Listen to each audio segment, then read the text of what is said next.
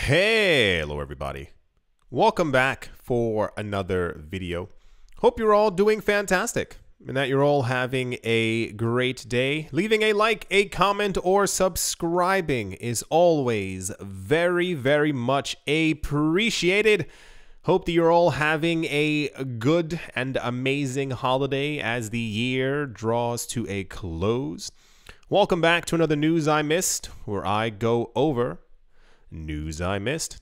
And without further ado, let's jump right into it. It says the cryptocurrency market may be swimming in a sea of red, but the work at Cardano doesn't seem to be slowing down. Understatement you'll see in a couple of seconds. Including its new privacy-focused blockchain, which will be known as Midnight, as the platform's founder Charles Hoskinson recently detailed.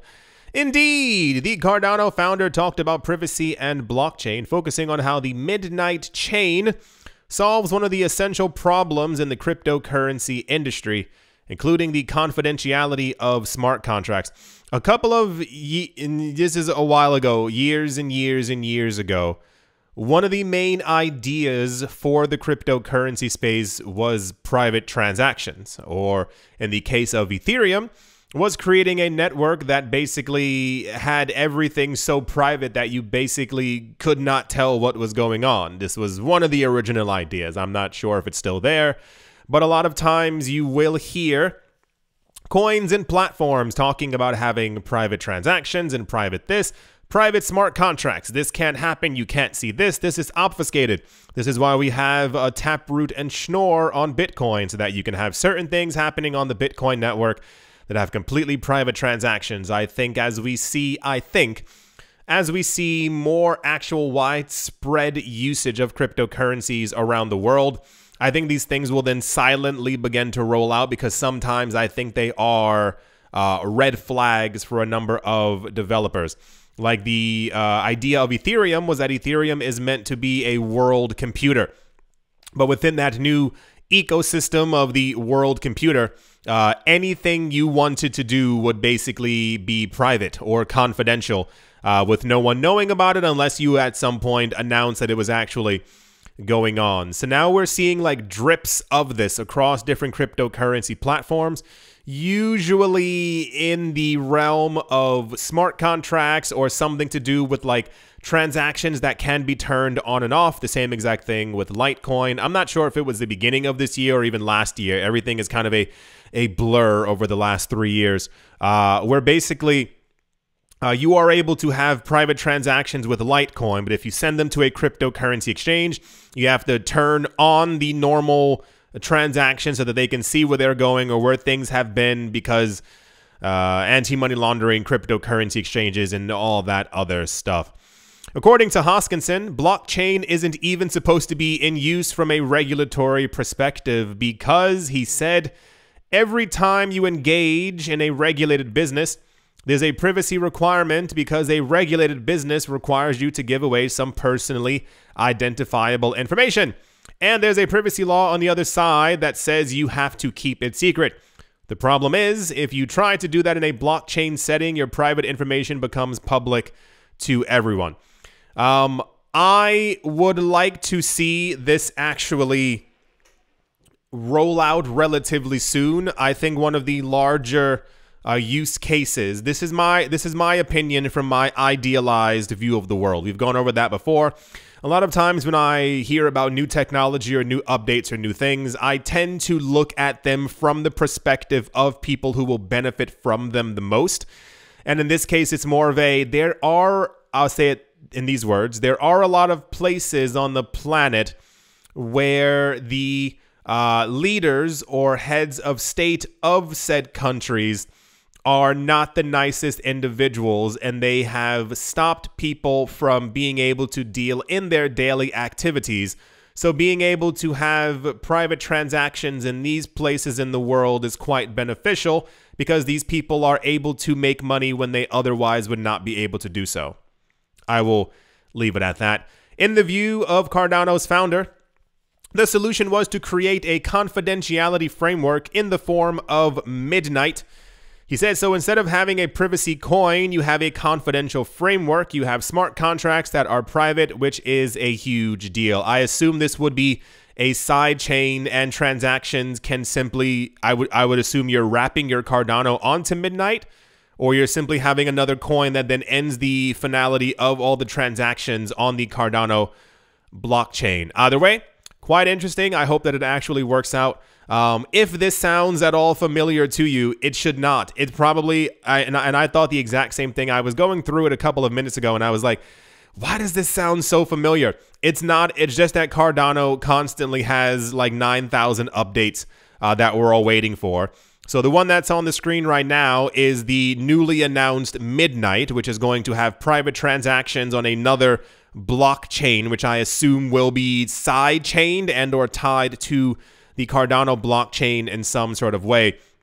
We're also waiting for something called Hydra, which is another upgrade that we've been hearing about for quite some time now. It says Cardano to scale up to 1 million transactions per second with Hydra for super fast payments. We heard about Hydra before. This is another layer 2 solution that we are waiting for to allow micropayments on the Cardano ecosystem. Also tying into that one as well is Ouroboros, and I think the next iteration or variant of Ouroboros is supposed to be Ouroboros Leonas? I think it's Leolus. I don't know. It's something with an L. That's another upgrade update that we've also been hearing about before from Cardano. And then guess what? The other one that's also been popping up for a while is Cardano is planning on having an algorithmic stablecoin called, I think it's JED. It is spelled D-J-E-D, but as far as I understand or have seen, the first D is supposed to be silent, so it's JED and not DJED. I'm still probably going to say DJED. Like, why are they adding in the extra D? It just doesn't make a lot of sense for me.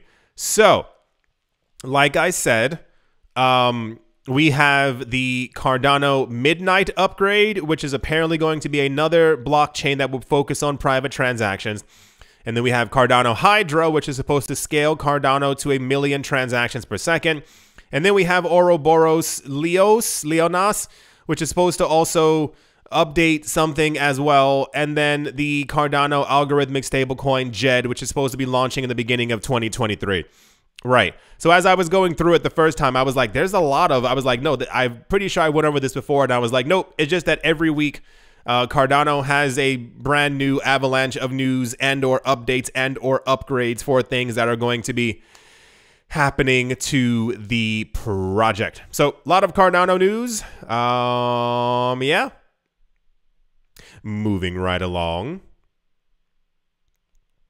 Also in the news, major cryptocurrency platform Coinbase has offered an asset recovery tool for users who, and I quote, mistakenly send unsupported tokens to exchange addresses. In a 15th of December announcement, Coinbase said users who sent any of roughly 4,000, geez Louise, 4,000 ERC20 tokens to a Coinbase address could recover their previously unrecoverable funds by providing the Ethereum TXID for the transaction where the asset was lost and the contract address of the lost asset. Confusing. The exchange said certain ETC20 tokens, including wrapped Ether, True USD, and staked Ether, would be eligible for recovery with a 5% charge on transactions of more than $100. They said, our recovery tool is able to move unsupported assets directly from your inbound address to your self-custodial wallet without exposing private keys at any point. We did this by using patent-pending technology to send the funds directly from your inbound address without processing the funds through our centralized exchange infrastructure. Many users have been dealing with mistakenly sending funds since almost the beginning of crypto. In 2018, in Canada, a court ruled that a user who received 503 Ether instead of 503 copy track tokens, whatever that was, now defunct, was required to be returned to them. An Australian judge made a similar ruling for a case in which the website Crypto mistakenly sent 10 million. Oh, remember that one? Oh, yeah, for those of you who missed that. There was a court case earlier this year where I believe this couple, but I believe it was the woman of the couple who alleged that she was supposed to have received a return from the website crypto. But allegedly, and I'm still uncertain as to how this could have happened, the return, geez Louise, the return was supposed to have been just $100. However, she received 10500,000 to her account instead. $10.5 million. And I remember jokingly and unjokingly saying, well, that's a bit of a doozy. Because normally a lot of the larger crypto exchanges, whenever a withdrawal is made or money is being sent to an address, you typically actually have a human in many cases when the amount is too large to actually check it for anti-money laundering, know your customer purposes.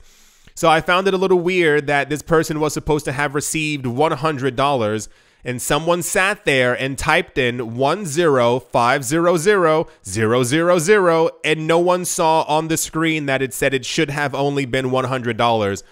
But that is completely besides the point. I think this is a good thing. I don't care for the 5% transaction charge. I do understand that this is being done if someone has made a mistake, and therefore this is why the 5% charge is there, as they are a company. I understand. There has, a lot of times there's been a lot of scares for a lot of people in the cryptocurrency space, especially for slower blockchains many years ago. Like Bitcoin, there have been so many instances where people have, two things have happened. People have sent their Bitcoin to an address, and if the blockchain was too congested, it took an hour to get there, so people would be terrified that the money had been lost. Or B, someone had sent money somewhere, and it was the actual incorrect address because people were not copy and pasting their address.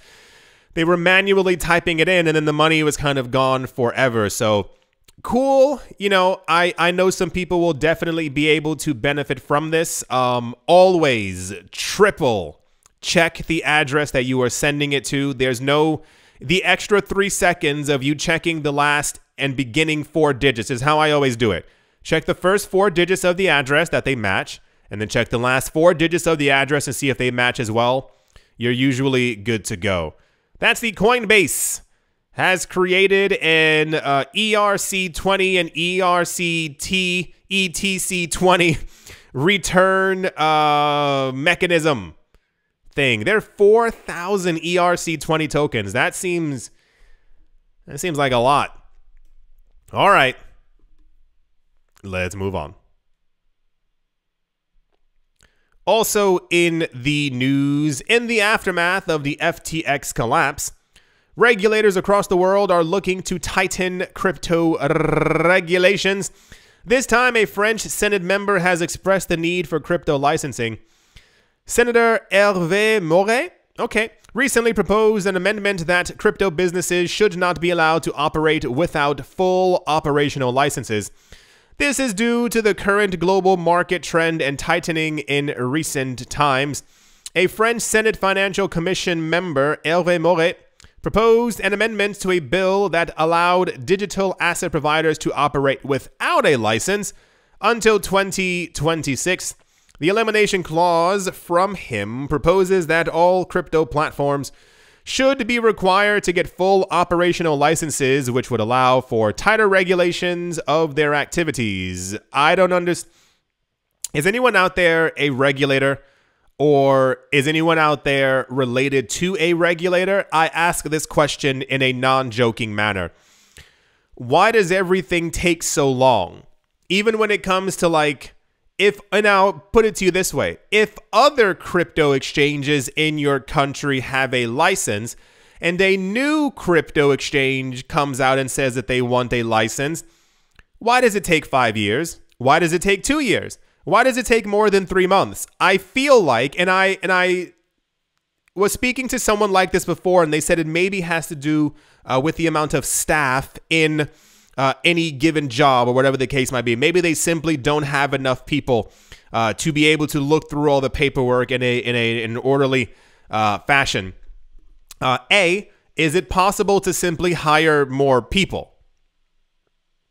Like, I don't know where you guys live. Sometimes like paperwork takes like 7 months, a year and a half. Like, it takes a really long time. And I always just wonder, there are many people who are probably skilled in finance and or accounting who are not with job right now. So simply ask them if they could help with the extra load of work that is currently being pushed around. So is this also someone, one of them? This is another one. Okay, over here. Wait, is it? Nope, also something else. Okay, anyway. The point is, there's still a lot of... No, it's right here. There we go. Found it. There's a lot of FTX runoff news where people are still complaining that things need to change, and this has to also be done because of FTX. It says a new House Financial Services Committee chair wants to delay crypto tax changes. A lot of the changes and stuff that we're seeing is like a really weird knee-jerk reaction to the entire FTX fiasco that we've been dealing with for a very long time at this point. It says U.S. Republican Representative Patrick McHenry called for clarification on a poorly written digital asset tax provision in a letter to the Treasury. There are a lot of new proposals for regulations, who can and cannot send what, and also just definitive taxation. I keep mentioning how all of this seems very weird and the timing of everything doesn't really sit too right with me. So since the entire FTX thing happened, we're seeing a lot of different governments who are throwing out proposals that this needs to happen, or this needs to be taxed now, or this has to be regulated in some sort of way. But I mean, America tends to have a very strong history of politicians who openly announce that they don't want new taxes. A lot of times, now this is actually true. This isn't, historically, if you hear any politician, especially within America, announce that they don't want any new taxes, it means new taxes on the rich. It is not a blanket tax for everyone. It usually refers to one specific sector. So if you are in the States, look it up. You can find it all the time. If the next time you see a politician screaming no new taxes, look at what they're talking about. It's usually a tax that would not benefit them and or their friends, and they fight against it, and they try to get the public to say no new taxes, but it only actually refers to the taxes that would be levied on those who are fairly wealthy. So in this case, the tax has to do with crypto. So we can assume from the inside looking in that this person probably is in the cryptocurrency space in some sort of way. Why would this person care about a poorly written crypto tax that would have nothing to do with them? It just doesn't make a lot of sense. Everything is always about money. So that's the people are trying to not get new taxes. It's weird that America doesn't have cryptocurrency regulations, but there's a tax on every single thing that has to do with crypto. So that doesn't seem weird at all. I wonder when that, if you buy a cup of coffee, you still get taxed thing is also going to disappear. I feel like it won't be disappearing anytime soon. That's that news. Yeah, all right. Let's move on. Also in big news, PayPal will integrate its buy, sell, and hold crypto services with MetaMask wallet as the companies look to broaden users' options to transfer digital assets from their platforms, the company said on Wednesday. According to a press release, the partnership between the payments firm and MetaMask developer Consensus is intended to enable users to select their PayPal accounts as a payment option to buy Ether from within MetaMask. The offering is designed to facilitate seamless purchases and transfers of Ether from PayPal to MetaMask. So, a lot to be covered here. PayPal has been trying to enter a number of other countries in order to grow and strengthen their cryptocurrency business. PayPal realized that in order to stay at the forefront of everything that's going on, they would need to integrate cryptocurrencies or simply be one of the largest holders and payment service providers of cryptocurrencies. their their payment service to be able to buy crypto through PayPal has mainly only launched within the United States. Nowhere else.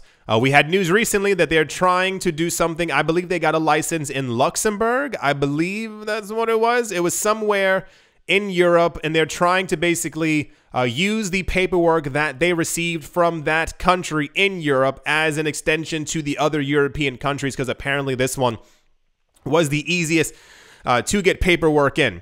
The amount of how do I say this? I like the idea of being able to do this, i.e., more payment options for people to be able to grab, acquire, and hold cryptocurrencies whenever they may like. However, in the line of a couple of days ago, we heard that, for those of you who missed it, Visa, that is VISA card, the Visa card, is trying to create a system that will allow people to send Ethereum between themselves. If that sounds stupid, it's because it is.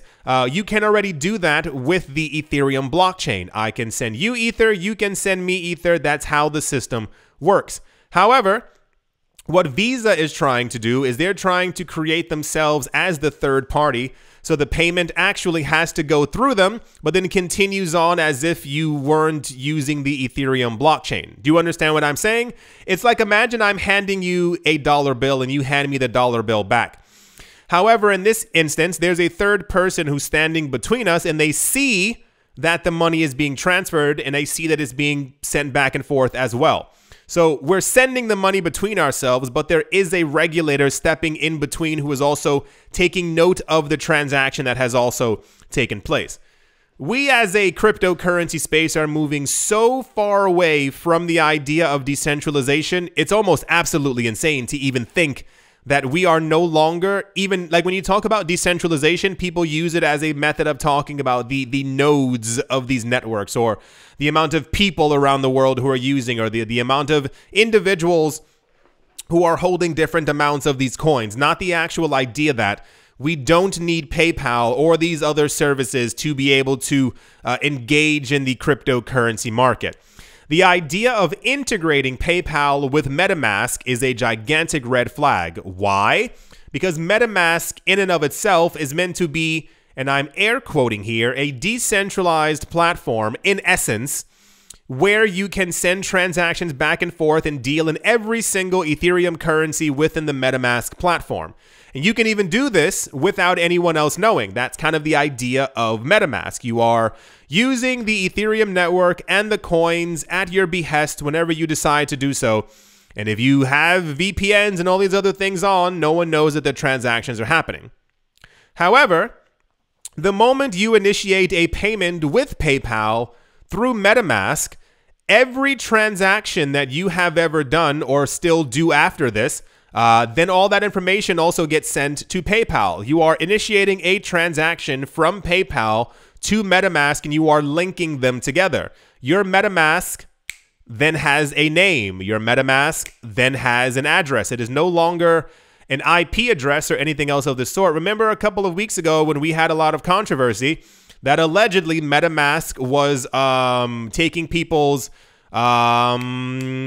transaction data and also their IP addresses and were selling it to other companies. MetaMask said that allegedly that they were not doing this, that they were only collecting small amounts of data.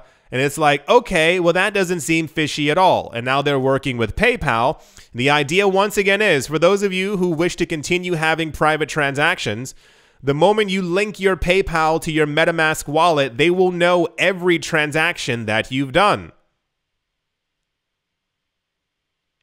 So, I know that will not apply to a large number of people, but just understand when it comes to the idea of cryptocurrencies is the freedom of movement of money in this new world economy, because we figured out a way to do so. We figured out a way, or humans in general, to have decentralized systems with decentralized nodes that you can send payments around the world.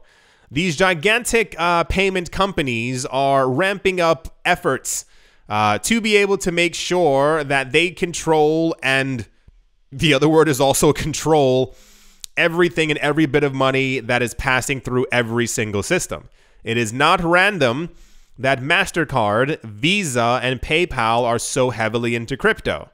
JP Morgan Chase, Bank of America, Fidelity, BlackRock, they all are the exact same thing.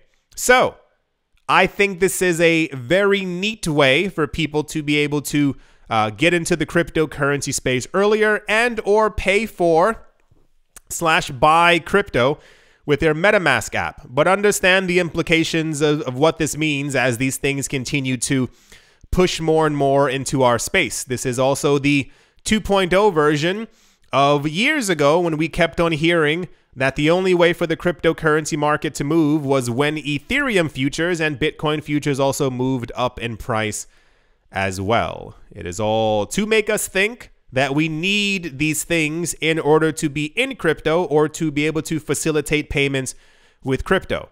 You do not need Visa to send crypto back and forth between you and a friend because you were able to do that over the last 14 years already.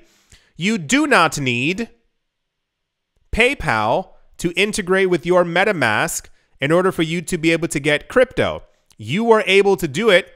I think MetaMask has been around for 7 years. You've been able to do it well before. That's the PayPal is going to be integrating its services with MetaMask. News. Pay attention because it's going to get rough. And yeah, let's move on. Also in logic news, the Japanese government is set to ease tax requirements for local crypto firms as it pushes to stimulate growth in the domestic finance and tech sectors.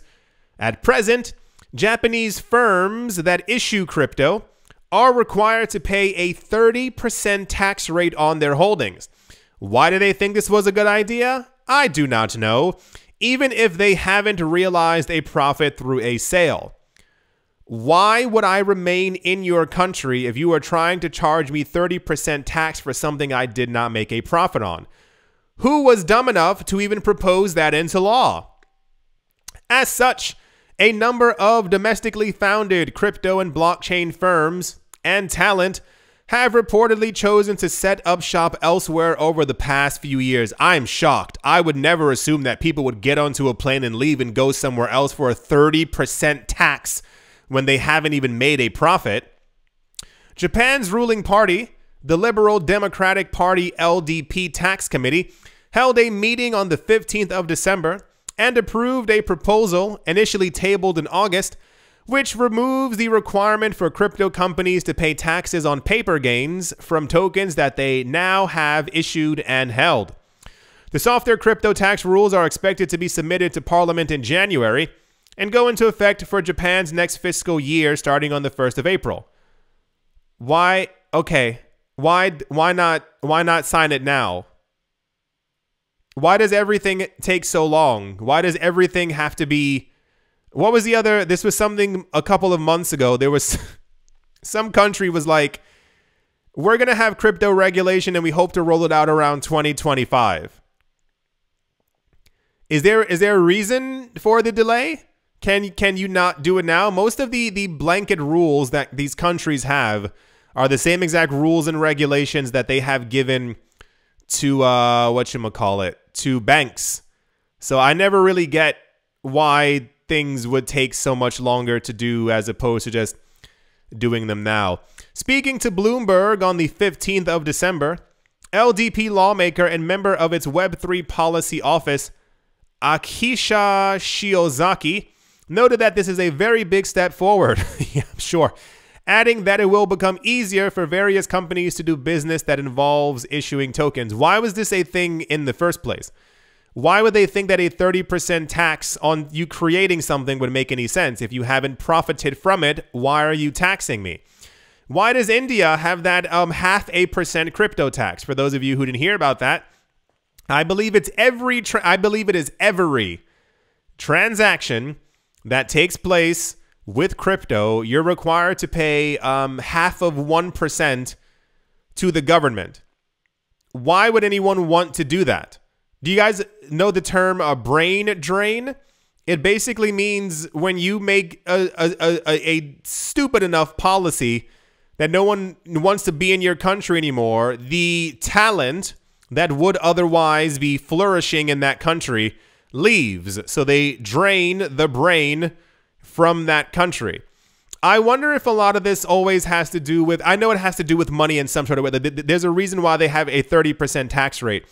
But I wonder if they think that simply because it's a brand new system, ecosystem, market, that people would definitely be willing to pay 30% because they're living in Okinawa or they're in Tokyo, as opposed to being like, oh, maybe we just don't tax them or have like a relative like lower tax. If you see that a company has decided to set up shop within your borders, and you saw that last year they made $4 billion, wouldn't it simply make sense to give them the same and or a lower tax rate to incentivize them to not only work in your country, but to hire more people who may be jobless within your country so that they stay there over the course of the next 15 to 20 years, as opposed to kicking people? It never makes any actual sense. I think I was maybe way too young to know about any kind of tax policies that were sprung about